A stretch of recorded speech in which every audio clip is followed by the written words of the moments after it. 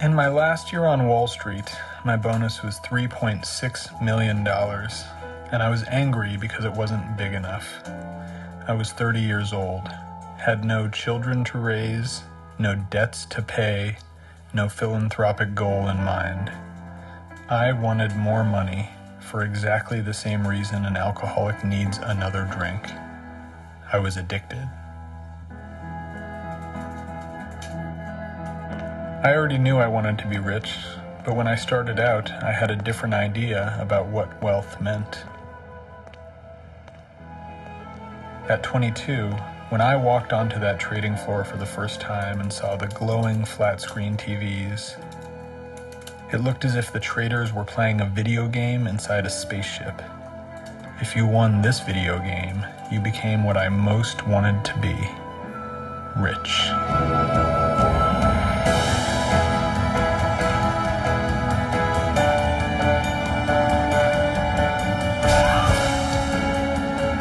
Money, power, addiction. For 8 years, Sam Polk lived the life of the Wolf of Wall Street.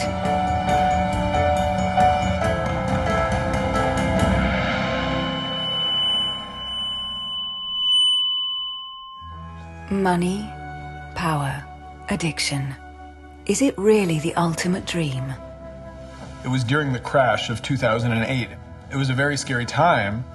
All of my attention had been focused above me, on the people that had more than me. And for the first time, it was as if I stood on the edge of a building and looked down and saw the entire rest of the world below me and realized that I had been living an incredibly selfish life. Sam Polk abandoned the world of finance, left New York, and set up an association in Los Angeles to help the poor. Is his story the exception to the rule? Generations of philosophers have written about the dog-eat-dog nature of man, and the history of the world seems to illustrate this implacable law.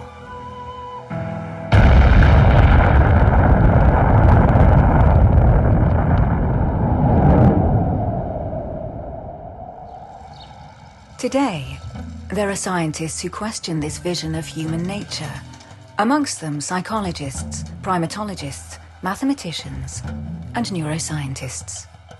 This is not a real brain, because our real brains are not colored like this. They are inventing a new vocabulary where altruism and cooperation are keywords.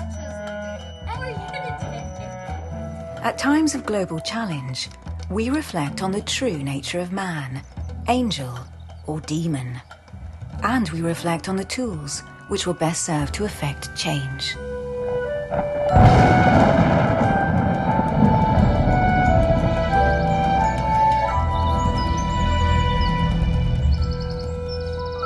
So, long life to the altruistic revolution.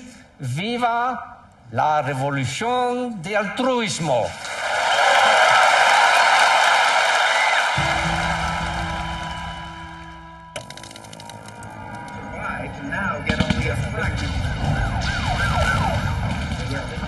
Broadcast images and news bulletins reinforce our impression of a violent, divided world with an immutable destiny.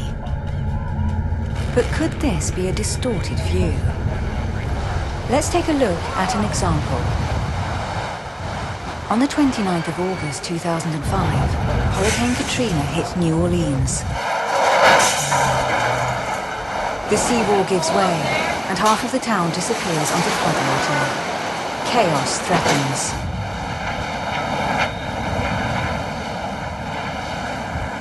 The aftermath of such disasters forms the subject of rigorous study led by a team of investigators from the Center of Disaster Research at the University of Delaware.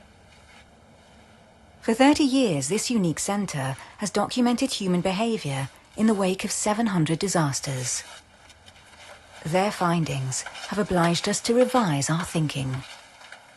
There's this myth that once a disaster happens, chaos breaks out, that people are running amok, engaging in in negative behavior, that they turn selfish for some reason. Tonight, entire towns have been wiped out around Gulfport, Mississippi. 2 days after the disaster, the media focus on a phenomenon which will later prove insignificant. Dans cette situation très chaotique, les scènes de pillage se multiplient. Stop! Lâche ça et arrête-toi! Lâche ça! Fusil à l'épaule, ce policier tente tant bien que mal de faire respecter un semblant d'ordre dans les rues de la Nouvelle-Orléans. Depuis le passage du cyclone, These images are broadcast all over the world, in every language. In most neighborhoods, it is pure anarchy. The number of looters is far more than the number of officers. This is absolutely not borne out in the research that we've done and that others have done over the past few decades. The idea that widespread looting occurs simply doesn't happen. The reality is that survivors queue without pushing, calmly awaiting their turn. However, this image is hardly sensational enough to make the headlines. People don't suddenly turn antisocial. What we actually see is that people engage in helping behavior. They help their neighbors, they help strangers, they share food, they give rides to each other, and that there's much more pro-social behavior that emerges after a disaster than antisocial behavior. To risk one's life to save another is often an anonymous act, and one that is usually played out far from the lens of a television camera. Here, 2 people jump onto the track to save someone they don't know. Many similar images are captured by the impersonal eye of the surveillance camera.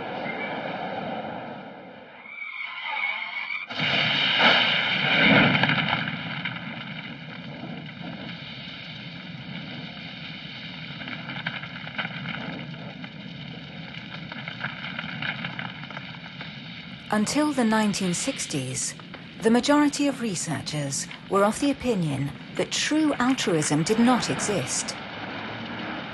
That to help someone else only serves to appease one's own conscience. So what makes ordinary people risk their life for someone they don't even know?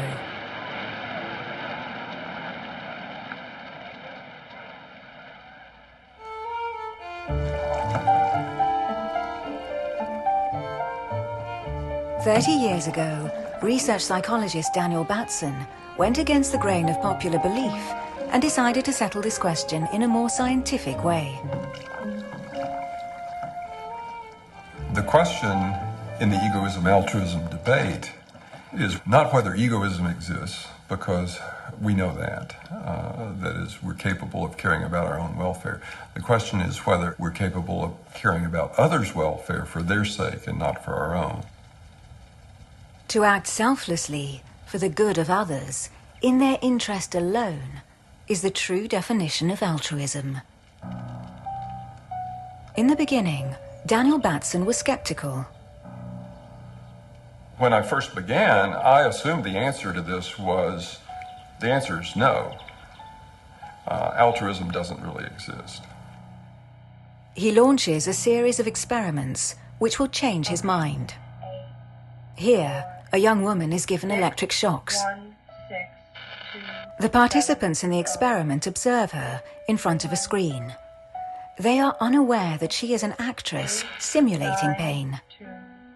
Surprisingly, when asked whether they would like to leave or take her place, there were some who were ready to replace her. 3, 4, 3, 7. And yet, a surprising number, when they felt a predominance of empathic concern, the vast majority said, no, I don't want to take the shocks, but I don't want her to take the shocks, and so I'll do it. And so? Well, that's consistent with the idea that their motivation was altruistic. Batson puts forward a possible explanation: the feeling of empathy. Empathy seems to be a prerequisite of any altruistic act. But what is empathy? Sometimes you'll see someone and they haven't even spoken to you yet, but you already know what's going on. You already know that they're upset or you know that they're happy.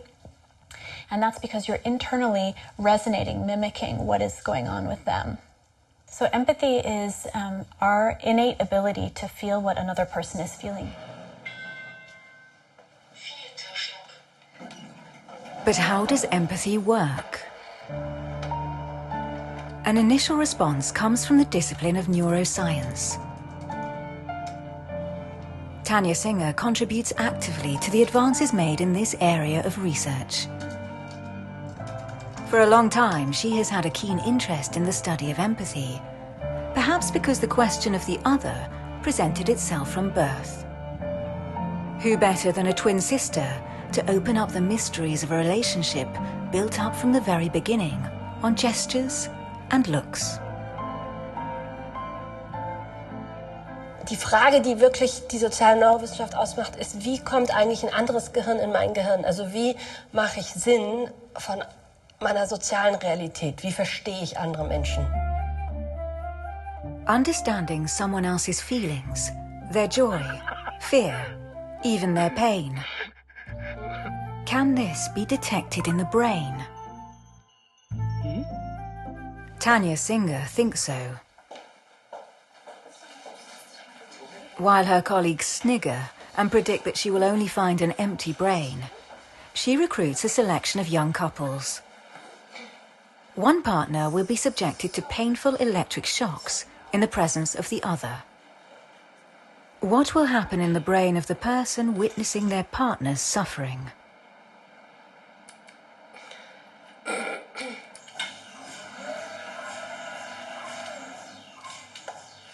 Wenn ich Schmerz bekomme, dann kommt das Schmerzsignal über unterschiedliche Afferenzen in die Insula und aktiviert eine ganze Schmerzmatrix in meinem Gehirn. Und diese Schmerzmatrix im Gehirn kennen wir gut.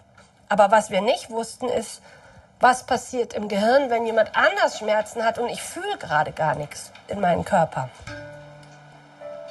To begin with, the researchers monitor activity in the husband's brain whilst he undergoes the electric shocks.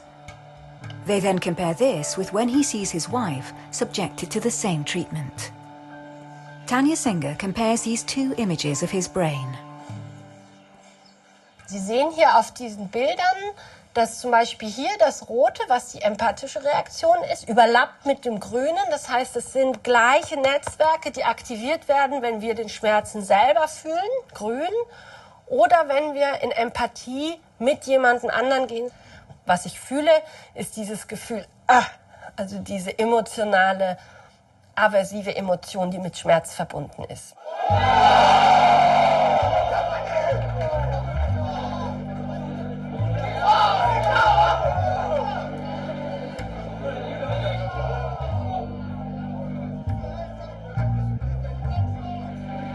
So empathy seems to have its roots in biology. This would explain why supporters are so passionate about their favourite team, and why we are so touched by the drama we see on a screen. To suffer or to see suffering is almost the same thing for the brain. The pain of one person becomes the pain of another.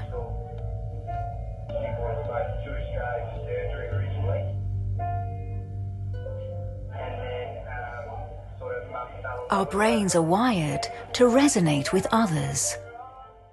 When human beings have emotions, such as happiness or anger or fear or disgust, we show them. Why? Why do we show our emotions? It's not hard to construct an argument from evolutionary biology as to why we would experience emotions, why it would be good for us as a species, as an animal, to feel anger or happiness or fear or disgust. But not only do I feel those things inside me, but I show them. And not only do I show them, but you can read them. And not only do you read them, but you copy them. American psychologist Paul Ekman has identified 7 universally recognizable emotions. We asked the actor Alex Poisson to act them out. anger, fear, surprise, scorn,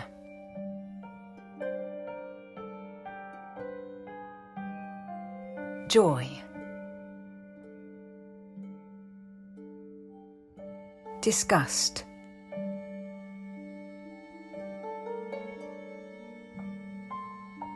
sadness. The language of empathy is universal.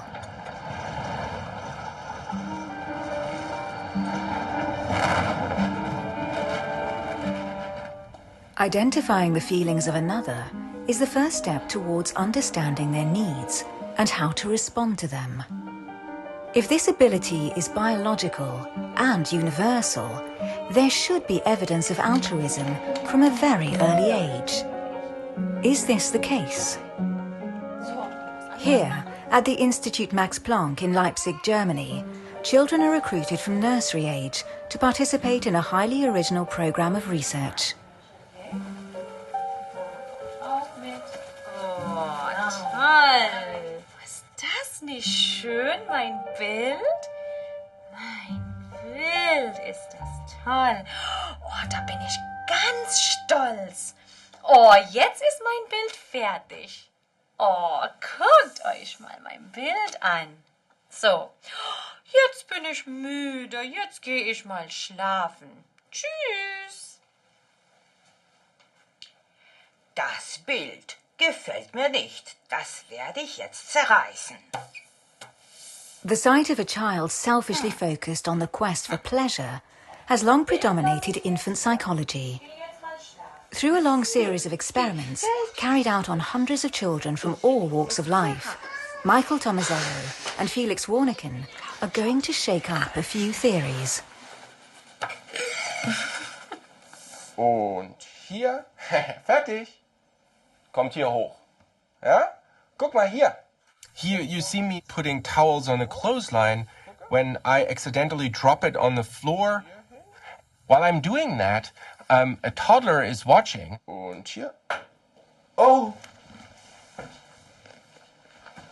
He's 18 months of age. And so the question we had was, will children understand, first of all, what the problem is that I'm having? And then, would they be willing to help?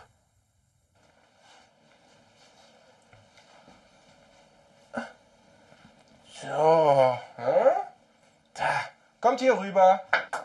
Oh. Oh.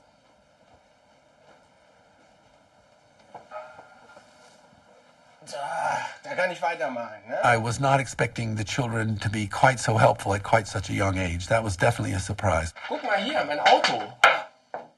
They're kind of indiscriminately helpful, automatically. They don't care if somebody's watching, they just help naturally. Ui, ui, ui. Ui, ui, ui. Da.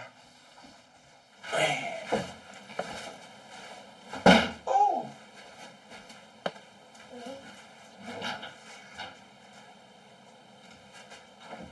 But these are all situations that are not very costly. So we were wondering if children continue to help when it would be more effortful and costly for them to do so. This time, the toddler is having fun playing in a ball pool. And so the question is, even though the child has fun doing something by himself, would he get up and help?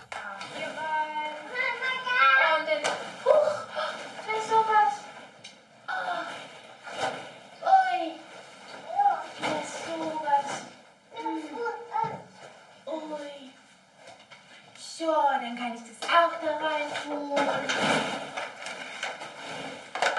das hier rein. Und das auch. Huch! Das ist sowas.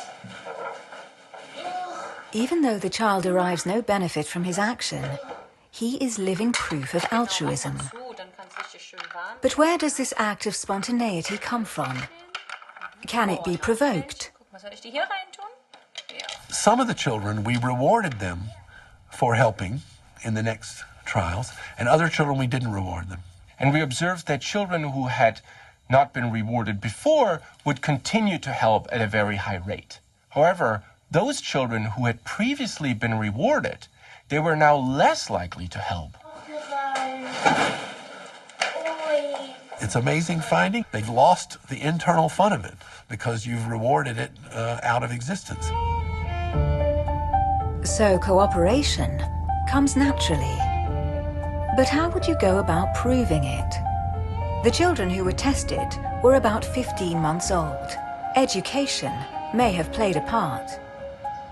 Let's have a look at some younger children in the baby lab at Yale University in the States. Heading up this lab are Karen Wynn and Paul Bloom, a couple in real life, as well as in their scientific work. The originality of their studies has revolutionized our thinking in respect of the very young. To know if a baby can be altruistic or not, one must first ask the very basic question: can a baby distinguish between right and wrong? I would give up a month of my life to be a baby for 5 minutes, to experience the world as a baby does, to see the world through a baby's eyes.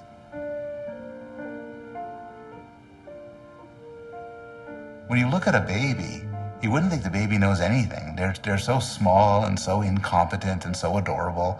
And the idea that they would be capable of moral judgment at a gut level seemed to me to be unrealistic, seemed to me to be crazy. So are you going to do some baby science for us today? How do you find the answers to these complex questions when babies can't even speak? Karen Wynn has found a solution in the guise of a puppet show. Here, a white dog tries to open a box full of toys.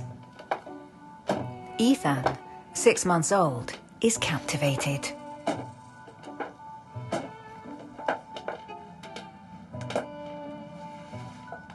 The blue dog helps him.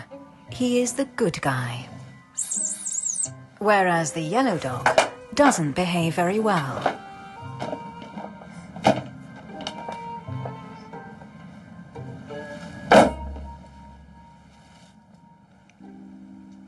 Do you see this?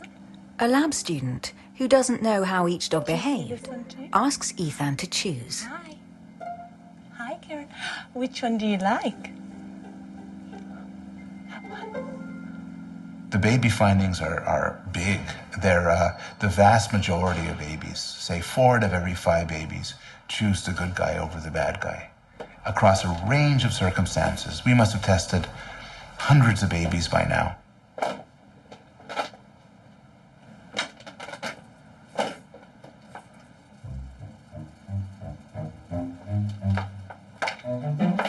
When we first published the findings, a lot of people were very impressed. A lot of people were very skeptical. And I think many people do believe that babies are perfect idiots. They do believe that babies are blank slates. The dominant view in a lot of psychology is that we start off not knowing much, certainly not knowing much about morality. Who do you like? That one. Who do you like? On that particular day, the good guy was blue, but at other times it was yellow. The color has no significance. The outcome is always the same. We showed even 3-month-olds these scenarios and found that they orient visually to the nice characters and away from the negative characters. And that really surprised me. I was, thinking, oh, we'll find an age where they don't show these judgments and an age at which they do, so we can talk about when this ability to judge others emerges. And instead what we found was it seems to already be present by 3 months of age. But maybe that's just a social preference. Maybe they just like the good guy more. The hard question is it really a moral preference? Well, one way to look at that is to look at reward and punishment. The show is repeated, but this time it's a question of whether to punish or not. The child is a little older. In front of her, the good blue dog and the bad yellow dog. Each dog has a treat in his bowl. We have another doggy that wants a treat. We'll put him here. Let's see. Oh no, Iris. There's no more treats left. Look, there's no more treats left. Theodora, can you take a treat from one of these guys and give it to him? Who do you want to take from and give to him? Will the child dare to deprive one of the dogs of his treat? And if so, which one? The good guy or the bad guy?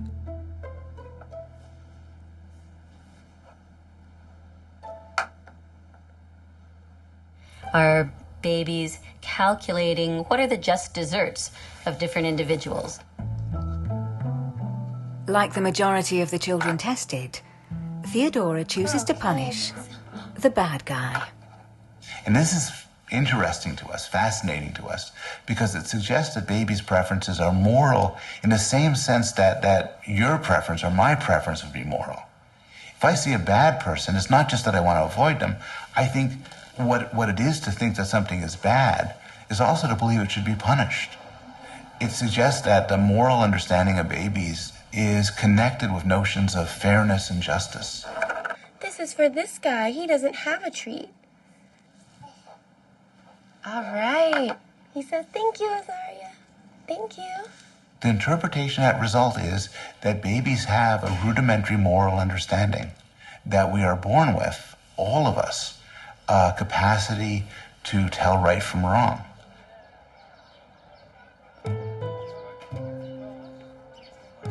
If a sense of justice and an attraction to good are innate, can we deduce that this is a result of evolution?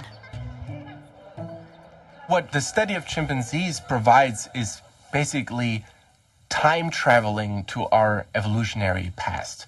So the logic behind is that if we find a behavior both in chimpanzees and humans, we can infer that probably our common ancestor 5 to 7 million years ago already possessed these traits.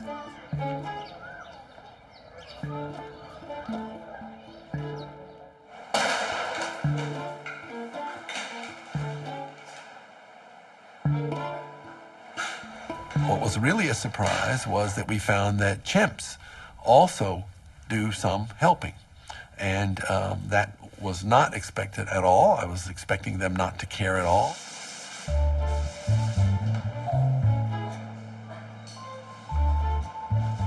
Chimpanzees would spontaneously go there, pick up the sponge and give it back to her without a reward, without being told to help, also doing it spontaneously. By looking at chimpanzees and children and finding that there are these striking similarities, we can assume that the common ancestor already possessed it, and therefore it cannot have been due to cultural practices alone.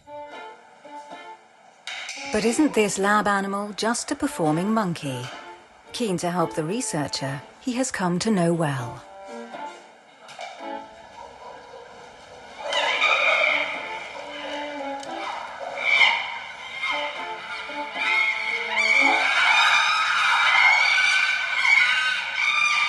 Researchers have always underlined the aggression and cruelty which monkeys display amongst their own kind. Is it possible to reconcile these two contrasting images? On the one hand violent, on the other cooperative. It is away from prying eyes that a researcher in primatology at the world-famous Yerkes Center in the USA attempts to resolve this contradiction. Frans de Waal soon realized the discrepancy between what he observed on the ground and behavior that had been written about in books. Chimpanzees are murderers, sometimes between communities. They kill each other sometimes, but within the community they often don't. What I found is that in groups of chimpanzees there's a lot of peacemaking also going on.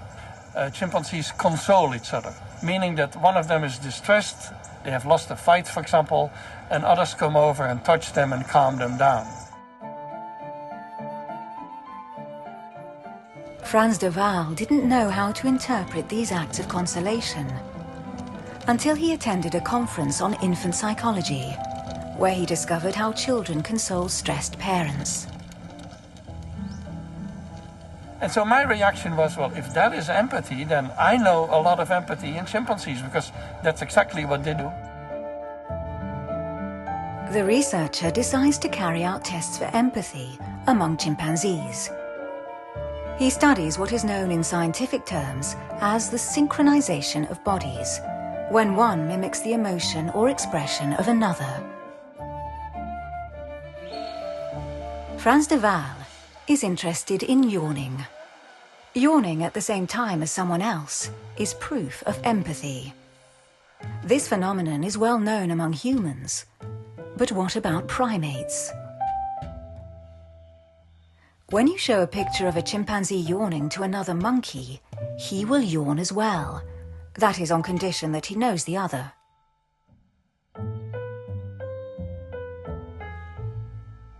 Discovering that primates seem equipped with empathy is one thing, but does it necessarily lead to cooperation? We also recently published an experiment, you may have heard about it, on altruism in chimpanzees, where the question is, do chimpanzees care about the welfare of somebody else? You will see how that goes. Two chimpanzees are placed side by side. In front of one is a basket of red and green tokens. If he chooses a red token only, he will receive food. If he chooses a green token, both monkeys will receive food. Whatever his choice, he is always rewarded. Is he concerned about his companion or not? In the majority of cases, he chooses the green token, the one which feeds them both. Until we did these experiments, people said only humans care about the welfare of others. All the other animals are working completely on a selfish operation. They have completely selfish motivations. And what we're showing is that unselfish motivations, which we humans have, are actually quite old and probably not only limited to the primates. In this test, carried out and filmed at the University of Chicago, a rat is imprisoned in a transparent tube.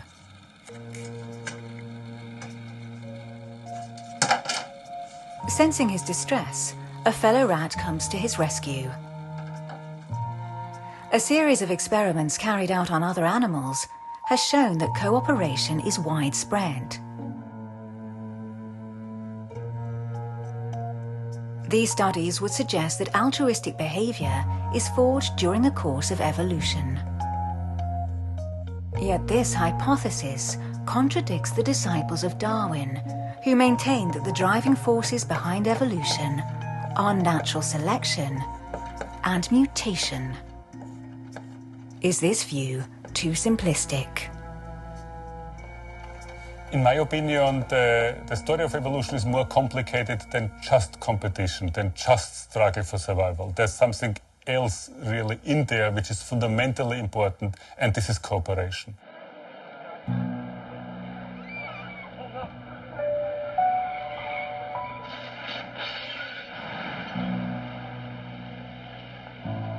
All of us watching there would feel very anxious about something bad is about to happen. We all would ask the question, what could I do to help? It would be our instinct, actually, we want to help. Maybe we wouldn't know what to do and we wouldn't be the heroes, but we would all want to help. That's already the question for me. Where do these instincts come from? And in my opinion, in my research, these instincts come from the fact that our brain evolved in this context of cooperation with others.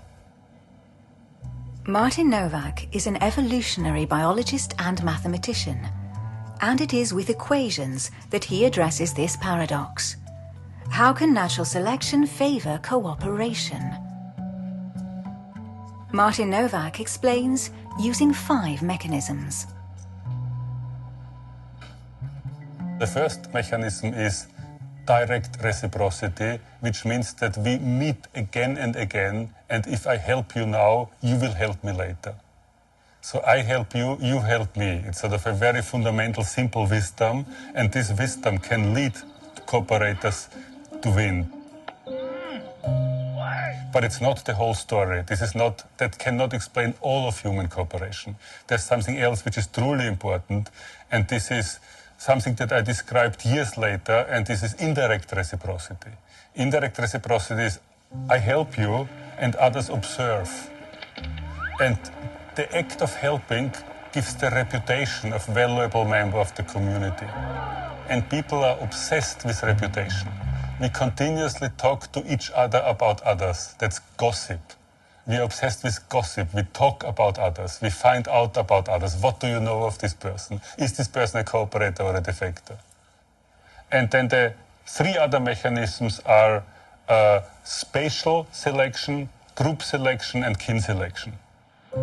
Spatial selection is when cooperative people group together and help each other. For example, neighbors.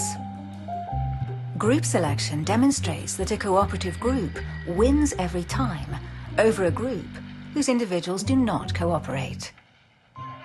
Finally, kin selection illustrates that we are likely to care more for close family. The reason we have these big societies and we're doing so well, and we have 8 billion people in the world, is because we are cooperative. It's not because we are competitive. No, it's because we are cooperative. Otherwise, we wouldn't be here.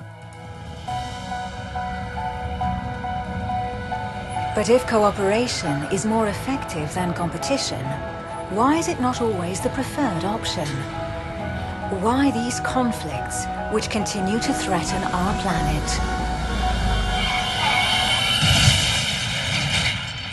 One question which often comes up is, if babies are born with a moral sense, with a sense of right and wrong, why are some adults so rotten? Why do we turn out to be such bad people sometimes?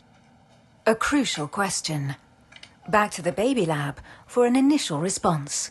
We decided to ask this question of young babies. Do they distinguish between individuals who are similar to them in some attribute or individuals who are different from them? Which one would you like? The experiment begins with a very simple choice. The child is asked to choose between two types of cereal. Cheerios. Which one would you like? Or crackers. Do you want the crackers? The same question is asked of two puppets. Each one is going to make a different choice. Yum. I like Cheerios. Which one of the two will the child prefer? The one who has chosen the same cereal Cheerios. or the other? Isaiah, who do you like? That guy? Okay, that guy? We found that in our own lab, that babies prefer other individuals who are similar to them, who share their tastes. This was the case for 8 out of 10 children. It's fascinating to see in babies that even distinctions that you shouldn't think would matter a lot. But this is true for adults too. So there's a lot of examples from social psychology experiments, but also from the real world, of how the most subtle distinctions, which sports team you root for, what color shirt you wear, can cause people to split the world into people like me and people like everybody else. Would dividing the world into us and them lead to the rejection of others? The puppet who prefers the other cereal, namely the one who does not have the same taste as the child, tries to open the box. The blue dog helps him. The yellow one prevents him. This time, the child chooses the bad guy. Surprisingly to me, they like someone who's mean to a character that has expressed a different taste from the baby's own. In a sense, most of the evil in the world is caused by our willingness to distinguish between people we care about and people we don't. And this desire to split the world in this way, to split the world into us versus them, shows up very early. It shows up in the youngest babies we test. And it's something which lasts our lives, and it's something that we overcome only with great difficulty. And this split between those we care about and those we don't is, I think, a fundamental part of human nature. But it leads to all sorts of problems in the world.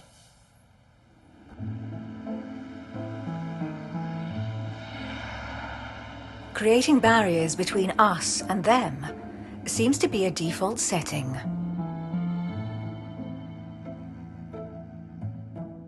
Giving preference to some, excluding others, can this division be measured in the brain? Tanya Singer asks herself this very question. In the case of the couple linked by affection, the researcher demonstrated that to suffer, or to see suffering, amounts to practically the same thing in the brain. But what of strangers? Is empathy present in quite the same way? Wir haben Fußballfans eingeladen, Männer, und haben nur gesagt, der links von dir im Scanner ist ein Fan von dem gleichen Fußballclub und der rechts sitzt, ist jemand von dem Rival Football Team, also vom Gegner Fußballclub. What will happen on the sports field where the gap between us and them is at its widest? Will the fan of the red team be sympathetic towards the fan of the blue team when he receives an electric shock? According to the observer, it is not the part of the brain related to pain which is activated, but rather that of reward. The feeling of empathy has disappeared, making way for a little sadistic pleasure. Man hat sich sogar gefreut, anstelle mitzuleiden, wenn ein sogenannter Outgroup-Member vom anderen Fußballspiel einen Schock bekommen hat.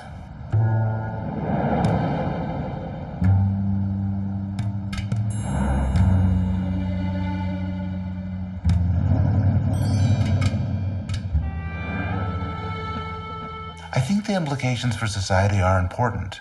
Many of us are worried about racism and prejudice. We start off with very small, narrow groups, my family, my friends. And the question of how to expand our moral circle to make an us that includes everybody is, yes, it's a very important question. How do we go about expanding the moral circle and so developing altruism?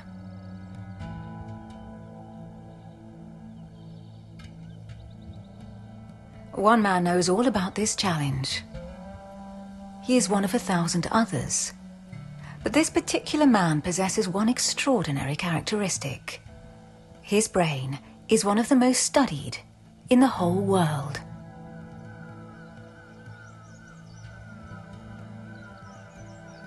And this collaboration between scientists and Mathieu Ricard is paving a new way to cultivate altruism. Numerous studies have effectively shown that individual change is possible through meditation. Could this principle equally apply to a change in society? Je suis pas un missionnaire, comment dirais-je, exalté. J'ai l'impression qu'au contraire, de faire partie d'une communauté de beaucoup de personnes dans beaucoup de domaines qui ressentent la même chose. Et c'est ça qui me donne de l'enthousiasme. Parce que si tu es tout seul à prêcher dans le désert, j'ai aucune vocation à faire ça.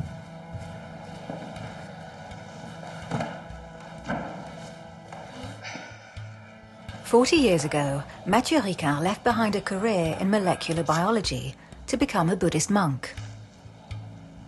But the monk lives in the real world, and the threats which weigh heavy on society cry out to him. Shaped by the Buddhist culture, which places altruism and compassion at the heart of all action, Mathieu Ricard decided to promote these values. Armed with all the tools he had acquired as a researcher, he set about collecting and analyzing all the scientific work which had been carried out on altruism.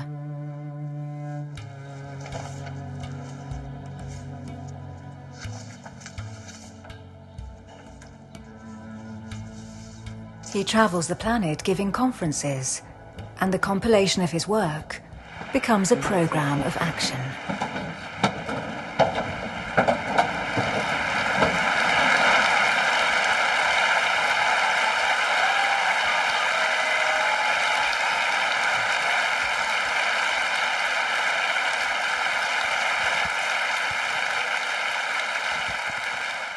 Quel concept pour résoudre ces défis?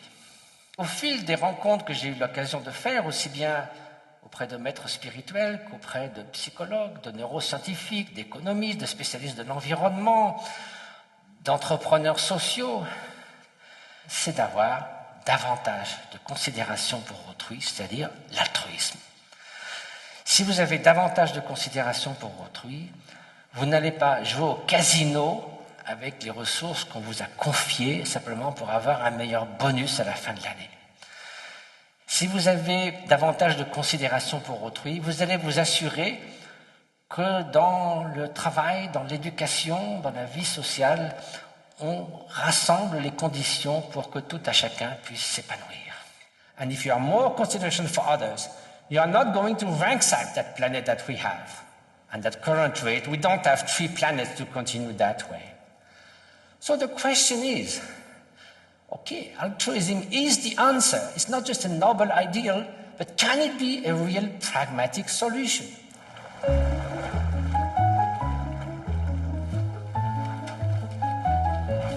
To take action in the world is also the wish of Richard Davidson, acclaimed neuroscientist, distinguished in 2006 by Time magazine as one of the top 100 most influential people in the world.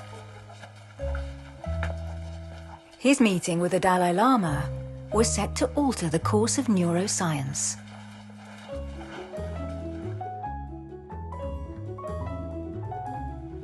At that meeting, His Holiness the Dalai Lama challenged me, and he said, look, you've been using tools of modern neuroscience to study depression and to study anxiety and to study fear.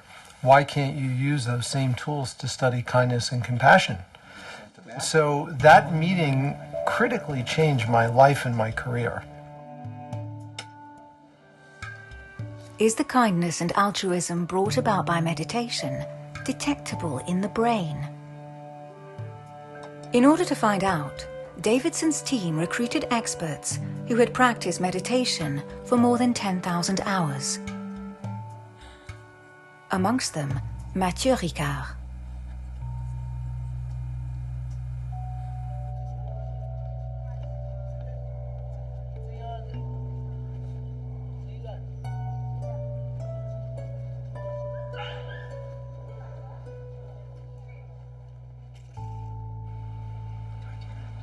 In some sense, you can think of these individuals as scientists of their own mind. They are investigating their own mind, using contemplative practice as their microscope.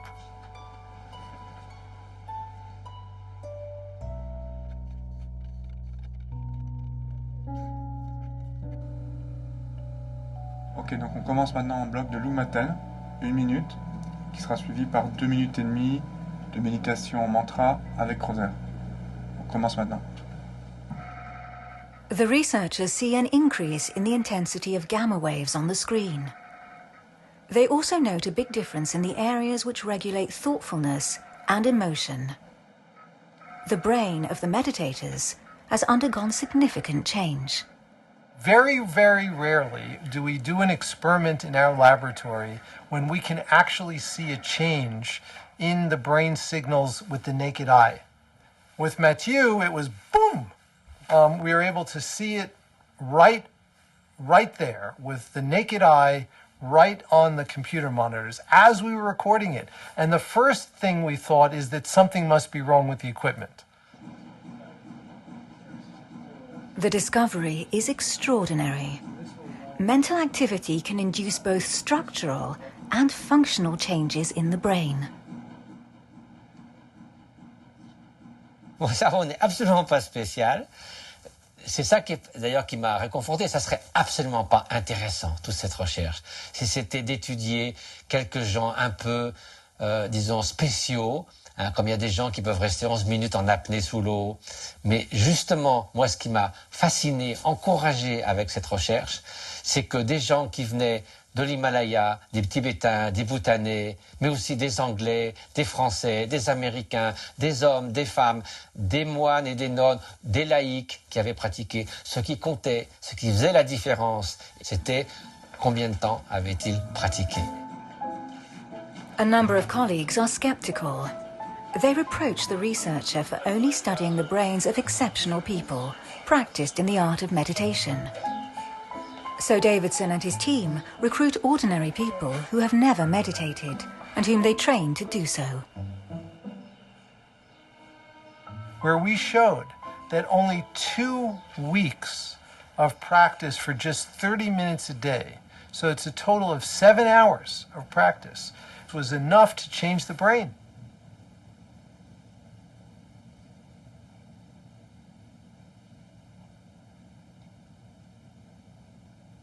Contrary to the doctrine which has prevailed for years, the brain is a plastic organ which produces thousands of neurons every day in accordance with real-life experience. When you sit down and watch television for an hour, your brain is being shaped. We know that playing as short as 1.5 hours of a video game can actually induce a structural change in your brain. Just 1.5 hours. So this idea that the brain is fixed has been just shattered by modern science. I mean, just completely and totally shattered.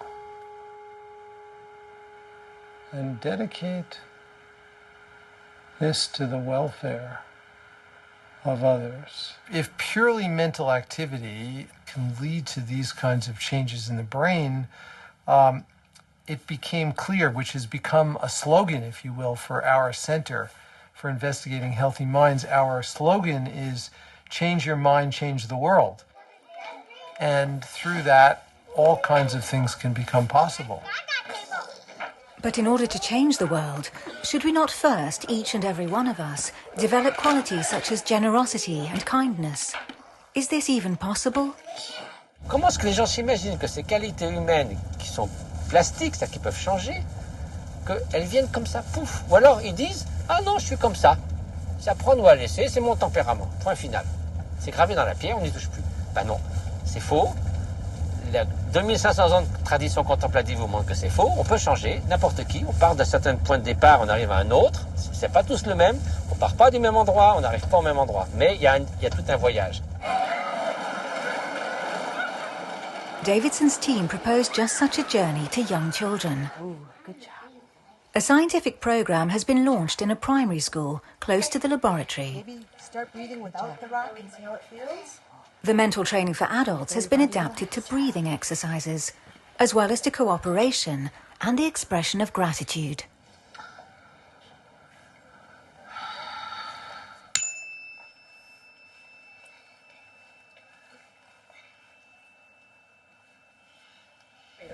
Hi, guys.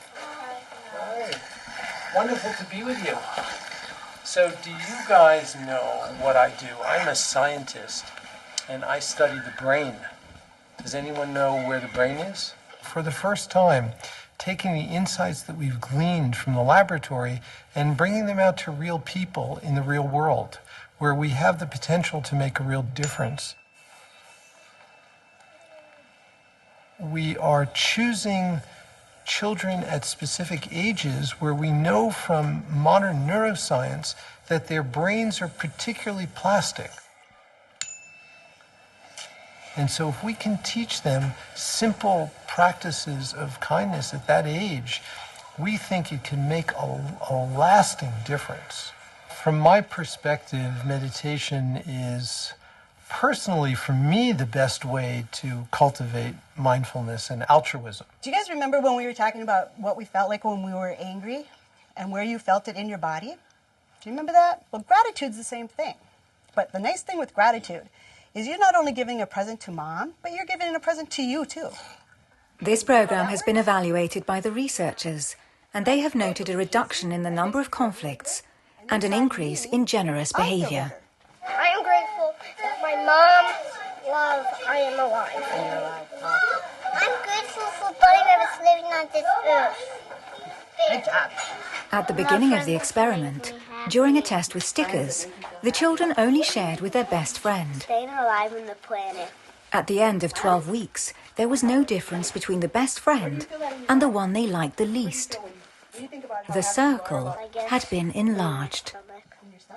Children who I never dreamt would want to share in the beginning of the year were really self-absorbed, self-centered for their world. At the end of the year, they wanted to give to everybody. So I think what happens is they're looking beyond themselves. You know, it's not just me. If you think about it, it's not just this child going to school. It's me and going home. It's I come to school. I come to my family at school. I come to my family at the Wiseman Center. It's greater. It's helping them see greater, more of the world, and getting them connected. I am sure that we will see this language as these children grow, being used steadily. The town of Madison has asked Davidson's team to extend this program to public schools. The glitter ball. And what's going to happen to the glitter? Take a deep breath in. Let it out. Is it settled? There will be a day when children will go to mental exercise classes where they'll learn to cultivate attention. They'll learn to cultivate kindness in the same way that physical exercise is done today. Let it out.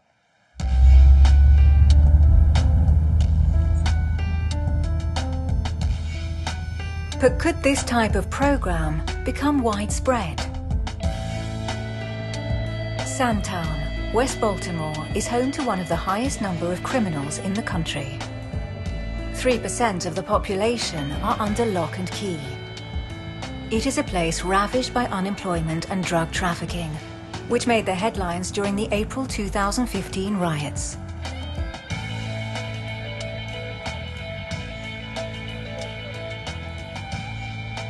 Yet 3 men have chosen to live here.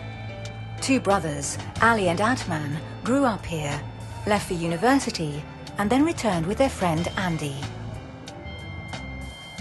Their aim is to try and defuse the social and racial time bomb set to explode at any moment.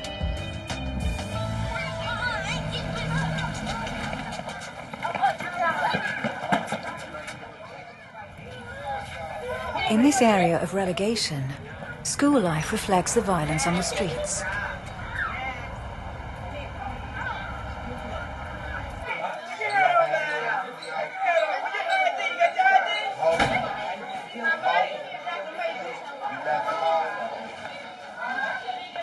The 3 men arrived here 5 years ago with a mission to prove the statistics wrong.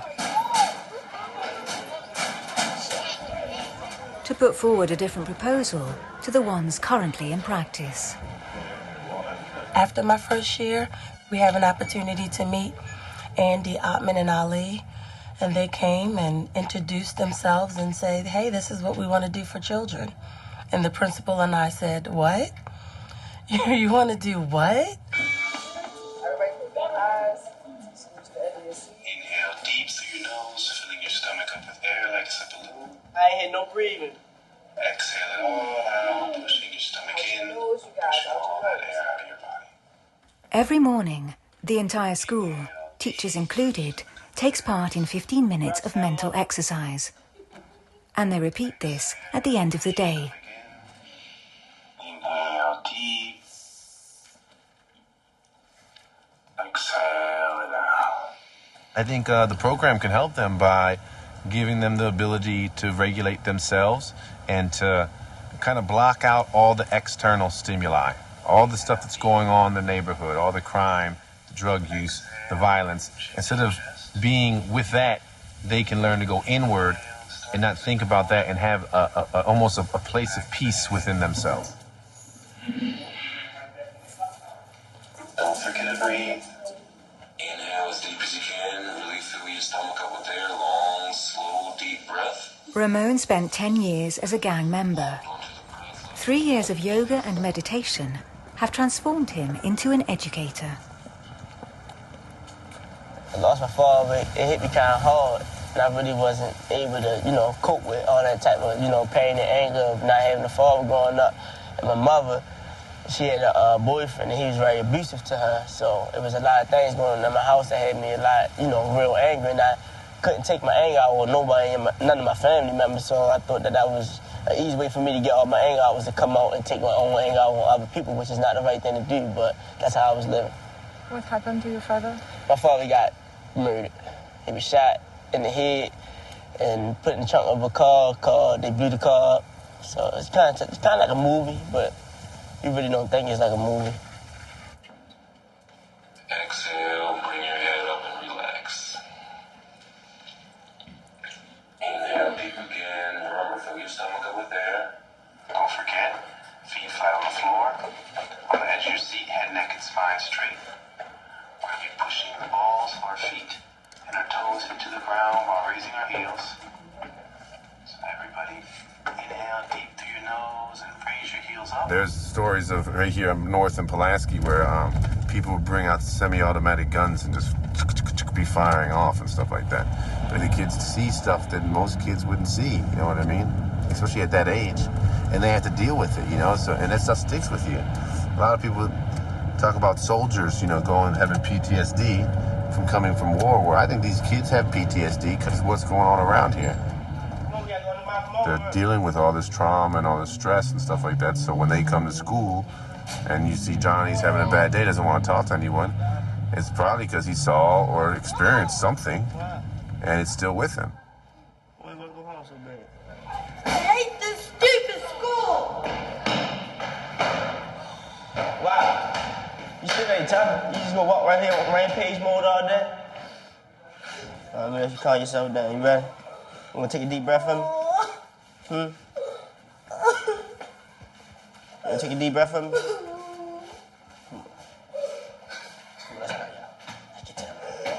There's the one girl who used to fight all the time, and one day a girl came up to her and was in her face and was talking about her mother or something about her clothes or something like that, you know what I mean? And the girl was like, you know, you lucky that I do my breathing, my meditation, or I would have punched you in the face. And, you know, she told the girl and realized it consciously that, hey, I usually would have done this, and now that I do the breathing and the meditation, I'm doing this. This time when you inhale, I want you pulling all the positive energy that the earth has to offer from all the trees, the water, the plants, your fellow classmates, your mindful moment staff, your teachers. I want you pulling all that positive energy that they had to offer. Inhale. Really use your imagination. Exhale. Let out all that negative energy.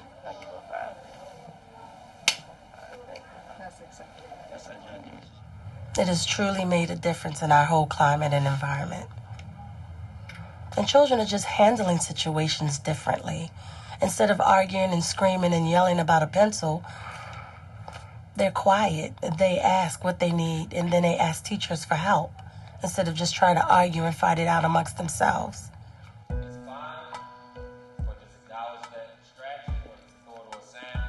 And then redirect your mind back to the breath and sending love to those people that stress you out or cause you to get angry.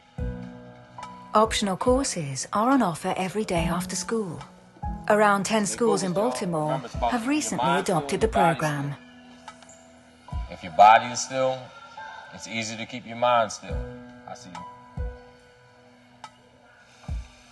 A study carried out over 12 weeks at Johns Hopkins University underlines the benefits of the program, which have resulted in an improvement in academic work and a reduction in conflict.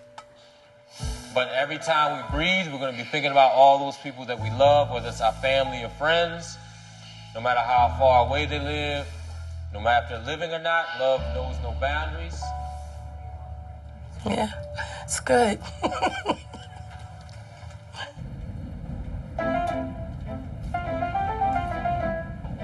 Dissolve boundaries. Open yourself up to others and their suffering. But at what cost? Too much empathy can be draining and can lead to emotional exhaustion. How can this be avoided? A discovery made by Tanya Singer in Mathieu Ricard's brain could offer up a solution. She observed a certain kind of meditation in his brain, which allows him to connect with the suffering of others without activating the network usually associated with distress or fear. Does meditation protect him from the risk of stress and suffering brought about by too much empathy?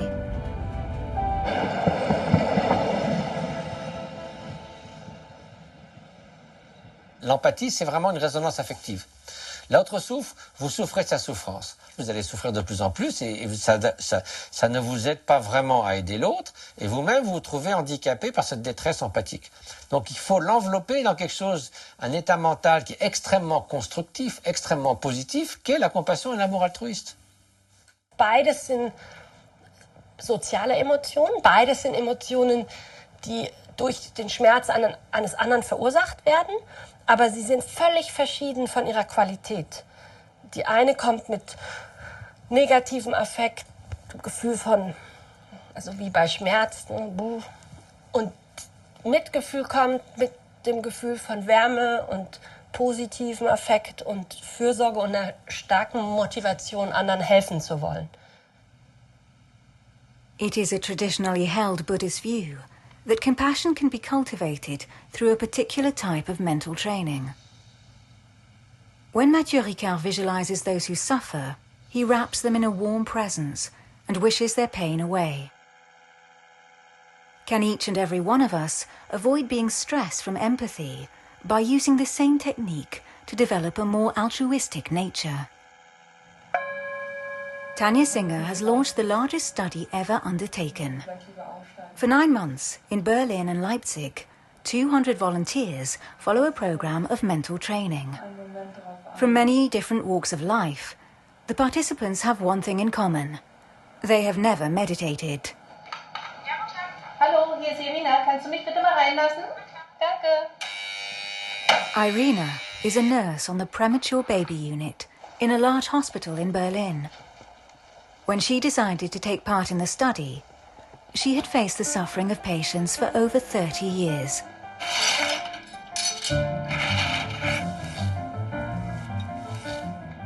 Olaf used to work 80 hours a week as manager of a restaurant and was starting to feel increasingly isolated.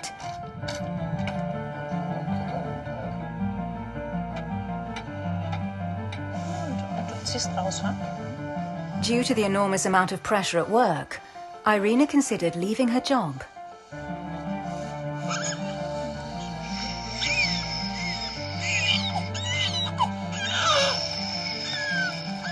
An American study has shown that 60% of healthcare workers are suffering or have suffered from burnout.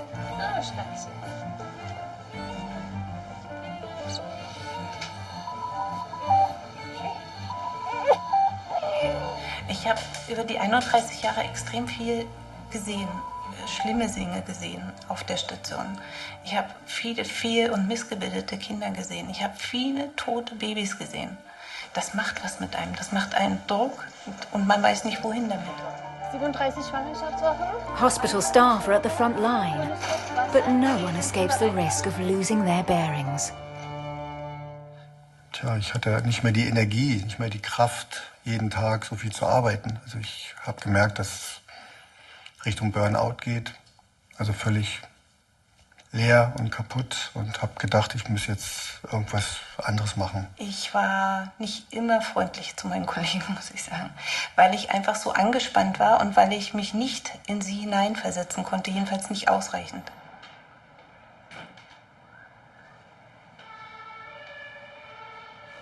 Trained in different types of meditation, each participant commits to practicing 30 minutes every day. They must also attend the lab every week to undergo a battery of tests. Sensoren hier an. Hier oben, dann hier an der Schulter.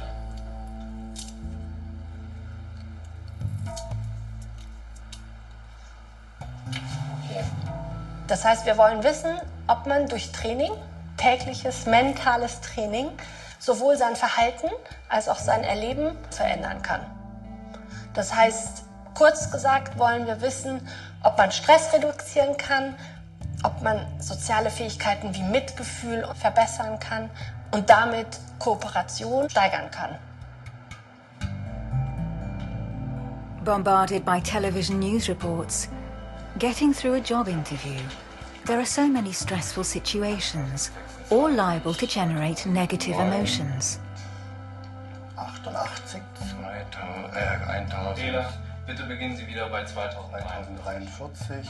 2000. How are the 200 participants going to react and evolve during the course of the 9 months?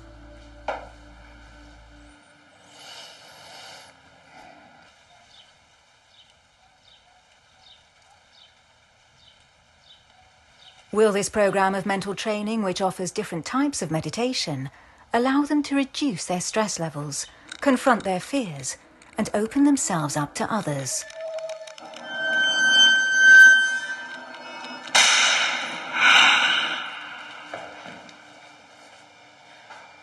The findings are still being collated. It is therefore too early to disclose the scientific results.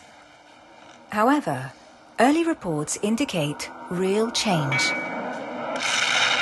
Ich habe in diesem Programm gelernt, in die Gedankenwelt der anderen Schwestern mich einzuführen und auch einfach mal gütiger zu sein, nicht mehr so streng zu sein. Und das ist dieses Feedback, dass ich mich sehr verändert habe, das bekomme ich von meinen Arbeitskollegen. Sie arbeiten inzwischen wieder gern mit mir zusammen und sie haben gesagt, das ist Wahnsinn, wie entspannt du jetzt bist. Ich beobachte die Leute auch eher, wenn sie an mir vorbeigehen, dass ich sie dann sehe und mit ihnen nicht unbedingt spreche, aber dass ich dann vielleicht mit mir spreche darüber in Gedanken und sage, aha, das ist jetzt jemand, der Hilfe braucht, könnte es ja einfach mal ansprechen, hätte ich früher nicht gemacht. Jemand einfach auf der Straße angesprochen, ob er Hilfe braucht. Das würde ich jetzt tun, das tue ich auch.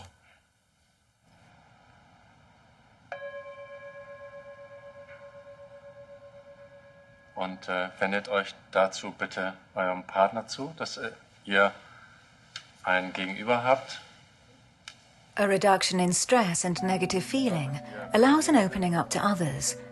But will this kind of mental exercise increase cooperation? This is one of the key questions of this enormous program. A game has been specially devised to address this question. The participants of the study think they are playing a simple treasure hunt. It is in fact their inclination to help others which is being tested. Will they be more altruistic at the end of their 9 months of training? The results of a preliminary study suggest that 1 week of training in kindness has effectively increased their altruistic behavior.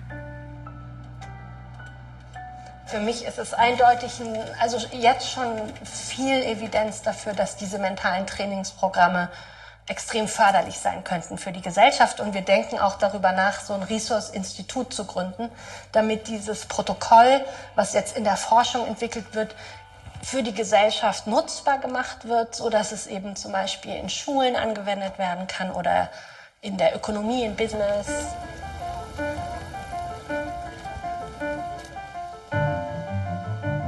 So what if this training in kindness can equally apply to happiness?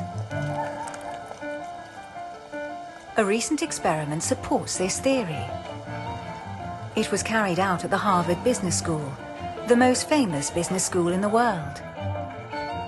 Here we usually study how to make money, not how to be happy. However, Michael Norton, Professor of Marketing, is interested in the best way of spending our money in order to be happy. When we ask people, what do you think will make you happiest? So imagine I said to you, I can give you a mystery envelope with $20 in it, and you can spend it on yourself, or you can spend it on somebody else. Which one do you think will make you happier? So I'm going to give you this envelope. All right. I'm going to ask you to open it. Okay. Read the instruction on the piece of paper. But It's very mysterious. It's very mysterious. The researcher launches a real-life test. When some people leave to spend the money on themselves, others, like this young woman, are instructed to use it for someone else. For someone else. Right here. Not me, but anybody else. All right. Ready? Which one? She decides to buy lottery tickets and give them away. Thank you. People basically told us what they did with the money. People who got money for themselves bought junk for themselves. They bought coffees, they bought books, they bought themselves some music. But people who spent on other people did really, really different things. They gave money to homeless people. One person bought a stuffed animal for her niece. These really different giving behaviors that were so unusual compared to the stuff that we usually buy. Oh, I thought that might be me. But thank you. But thank you. This was very fun. See? You got one. announcing how much you got. Catch out the prize, under 16. I won $5. Thank you very much. This is fun. I love doing stuff like this. The people who spent on themselves were no happier. They felt just the same as they had before. But the people who we gave them that mysterious envelope and told them to give it away to somebody else, they actually got happier that night. And in fact, our research shows you don't have to give away billions of dollars to be happy about giving. Little amounts of money can make you happy. $5, $20. That's enough to give you a boost from giving in that day. So it's not just for millionaires and billionaires to start giving and creating foundations. All of us in our everyday lives can do more giving, and we're going to get a happiness benefit from doing it. Last one. 2 flies. $2. Thank you so much. Thank you. I'm sorry. Thank you very much. Michael Norton has carried out this same experiment in one of the world's poorest countries, Uganda, where a banknote can solve real personal problems. And to his surprise, as in North America, the happiest participants were those who gave to others. An interesting study out of Stanford saw that we actually sometimes stop ourselves from helping others because there is a norm of self-interest out there in the world. There's this idea that we are all selfish, and therefore people will stop themselves from helping someone else because they worry that that other person thinks they're doing it for their own benefit. This is really interesting. But when you give people very little time to think about whether or not they will help, they will choose to help.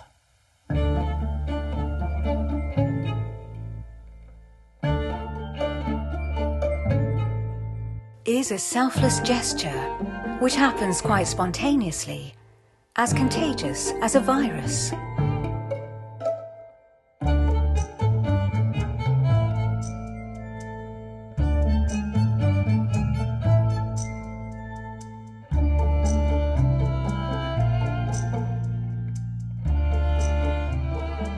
And how does this behavior spread through the vast social networks of friends and strangers? This is the question posed by Nicholas Christakis, a specialist in social networks who has just published a most surprising study.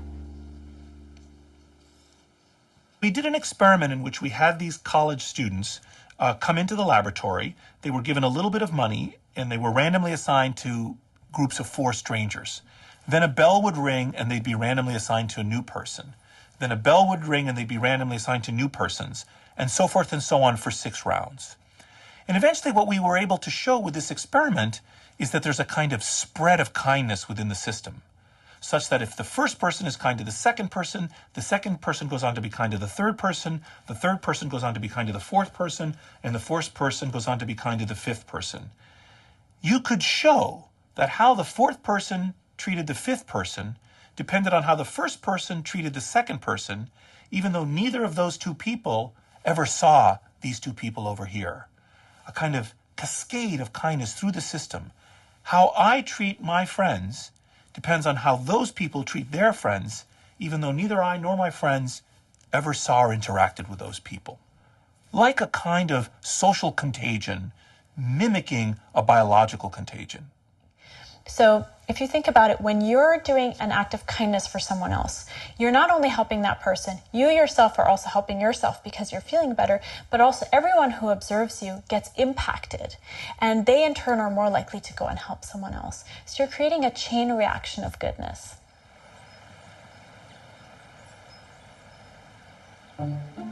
Is it too utopian of you to imagine that such a chain reaction of goodness could propagate itself in any environment?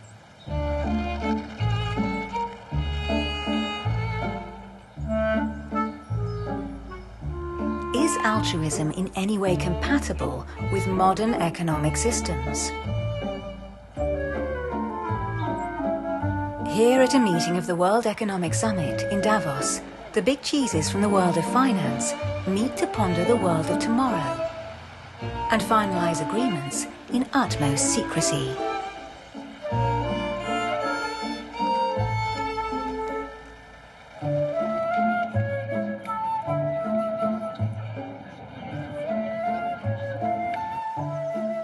In this little Swiss village, a red robe comes to brighten up the dark suits of the heads of state.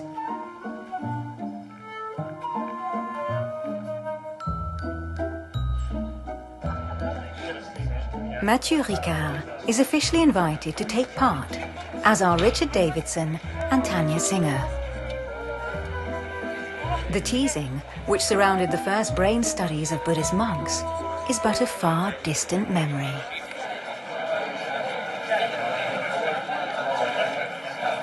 You look younger every year. Thank you. You didn't bring Dalai Lama with you? Well, ask to Mr. Schwab. Dalai Lama, Jim? Hey. Here it is. We build school with bamboos. In 3 months, you build a school for 2,000 kids for $150,000. You want to make a school? I'm your man. 2,000 children. With Go bamboos. for it. With bamboos. And all with bamboos. 100 teachers. It's amazing. In 3 months, it's done. And cost, you know how much? $150,000 for 2,000 children. 2,000 children. Ok. Bon, j'essaie de le motiver un peu pour nous aider pour nos projets humanitaires. C'est un des grands magnats indiens. So if you look at the mind, look inside, and say, well, you'll think, can I achieve a little more calm, stable, clear state of mind? So you would sit in a balanced posture. Because if you sort of recline like that, most will take a good nap. So that would not work. The monk and the researchers do not as yet have access to the great amphitheatres, but they do fill the small halls which have been reserved for them. And they fully intend to benefit from this unique gathering of economic leaders to communicate their latest scientific results. Now in Davos, we shift from standard speeches on the means to safeguard economic growth to the praise of compassion, and no one seems surprised. It is better to have short meditation, but regular and repeated. Parler ici 4 minutes sur l'altruisme ou sur réduire les inégalités, je ne vais pas y avoir de plus grands impacts.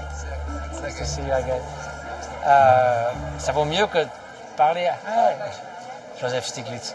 Si vous voulez, les cultures ne changent pas comme ça du jour au lendemain, comme on change le taux d'intérêt des banques. Mais le fait que quelque chose devient non seulement pas une excentricité ici, qu'on se dit il y a un truc sur la méditation, bon, mais que ça devienne presque normal, parce qu'il y en a une tous les matins, et que personne, les gens disent c'est sympa, ils ne se disent pas qu'est-ce que c'est que ce truc complètement ridicule. Symboliquement, c'est quand même, on se dit bon, il y a peut-être un petit quelque chose.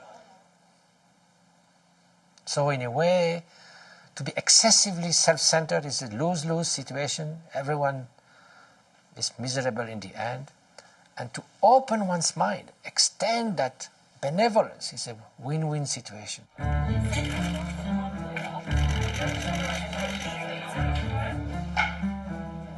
Merci beaucoup. Formidable, merci. That we can actually do better. We can train our minds. We no longer should think of well-being as just something that occurs willy-nilly, but it is something that can be learned. I think that simple truth is something that needs to be spread in whatever ways we can do it. In my heart of hearts, I'm a scientist. I'm passionate about doing science. I love doing science. But science alone is not enough. We're not going to change the world by doing one more experiment.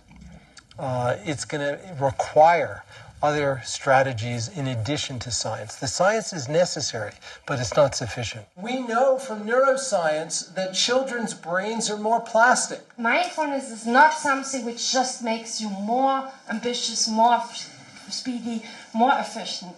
Then you would have, I think, misunderstood the dimension of mindfulness, which is much bigger. I think the pursuit of selfish happiness is a recipe for failure. It makes your life miserable. You know, me all day long. And you make the life everyone else miserable as well. It's a lose-lose situation. The reception for the Nobel Prize giving coincides with that on meditation. It's a sign of the times that Mathieu Ricard and Tanya Singer find weighty allies like the former economic advisor to the Secretary General of the UN. We're chasing stuff. We drive cars the size of houses. We have houses the size of the states. Why? Well, we want it so much that we're ready to sacrifice the planet for it. I believe in a market economy within limits, but I don't believe that this libertarian idea, which is leave me alone, is anything but the worst social pathology. And in America, this has gone very far. I believe America's a very sick society, I have to tell you. I'm sorry to put it in strong terms, because we're as rich as could conceivably be, and yet we leave people to suffer like nothing else. So are you in sync? Yeah, totally. I'm Tony Himes. We are working towards a new model, backbone model of economy, which is replacing Homo economicus towards what we call a caring economy. So some kind of a relief if that we approach. With mental training, you can change your intentions. So instead of being, motivated by power or achievement or, like seeking grasping system, or by threat, which is another motivational system, you can be motivated by affiliating and care. Can you go out and influence today 5 people to just mention some of the things you've learned here and how we can spread the word? Because this belief is shared by a former CEO of a global company and professor in leadership at the Harvard Business School. Work with them. So think about, as Jesus said in the Gospel of Matthew, go out and spread the word. A lot of things about work today drag you down. You got to make the numbers, stock prices down. You're under all this external pressure. Customers unhappy, employees unhappy, and you feel this pressure. You need to pull back and you say, well, why are we doing all this? Why am I working 60, 70 hours a week? There's got to be a deeper purpose, and that's where you get to the basic essence of any organization. Why? What is the purpose of the organization? Why are we doing this? And I think meditation brings us back to that. It's not a Buddhist teaching. It's not just a certain form of meditation.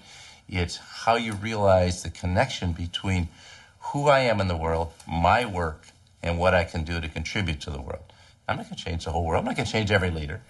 But if we can just have an impact on key people, then it spreads out, like throwing a rock in a pond and the ripples come out. That's what we're trying to do. And leaders can do that because they impact so many people around them. So if it's distracted, just bring it back. And then sometimes we say, I can't meditate. I've been distracted again. And I started getting into it by social pressure. It's more than a fashion. In Silicon Valley, if you don't meditate, honestly, you're kind of weird. In Paris, if you meditate, you're totally weird.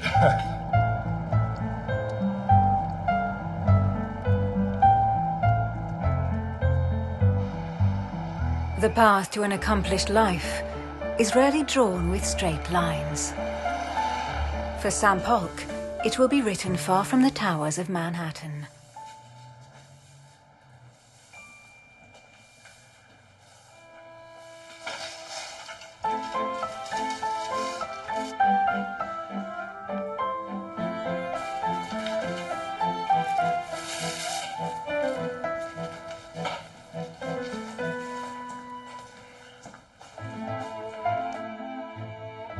Shocked by the malnutrition of the poor in Los Angeles, the former trader now runs workshops for the local population.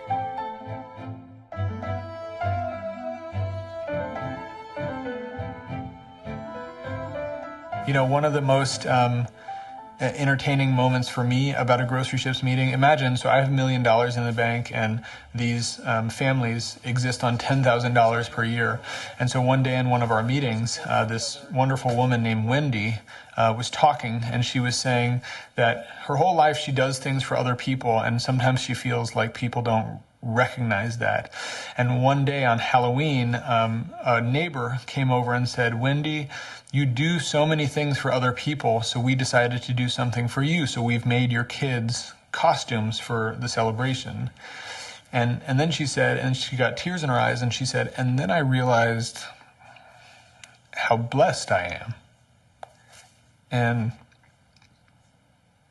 that day, I had been thinking about how much I didn't have, how I didn't have enough, how I was upset with how my life was going. And here was this woman who had so much less than I did, being grateful for what she had. And so I had the honor of learning humility from a woman who had so much less than I did. All right.